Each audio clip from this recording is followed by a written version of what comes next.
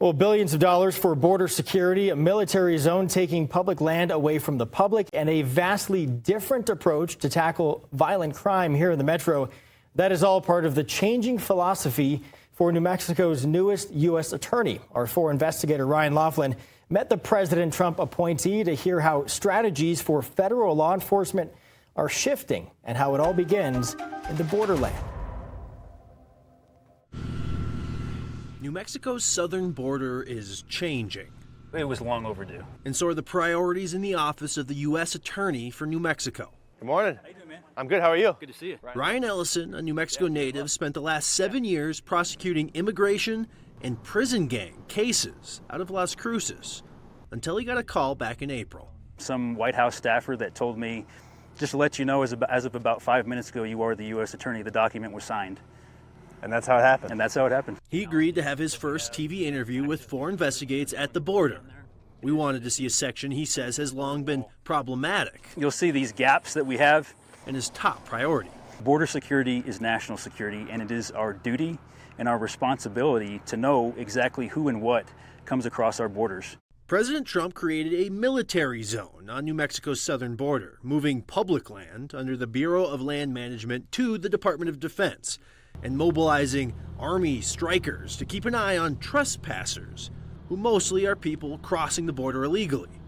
But courts haven't been kind, tossing most charges because they lacked probable cause. We have had mixed success, but what I will say is that each and every person that has come into the national defense area has walked out of there with at least one conviction for a Title VIII offense. Title VIII, the immigration law, had been enforced before there was any military zone. Ellison says his prosecutors are just starting to win convictions for repeat trespassers because his office can prove they knew about the military zone. How many of those repeat offenders have we seen to this point? We're probably at about half a dozen or so already, and that number continues to increase on a weekly basis. Overall, Ellison says illegal border crossings are down 92% in the El Paso sector, which includes New Mexico, compared to last year. The motion is adopted.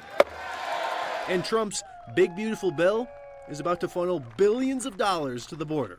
Part of that funding in that new bill is going to be for enhanced technologies to detect those drugs at ports of entry, but they also get smuggled across New Mexico's wide open border. Paused by President Biden, Trump's border wall materials have sat in piles for close to 5 years. Not anymore. Not just one 30-foot wall, but one 30-foot wall, an all-weather road, and another 30-foot wall on the other side. 2 walls, he says, will cover the entirety of the southern border with ground sensors, cameras, and lights. Ambitious plans, considering the mountainous terrain where gaps in the wall exist today.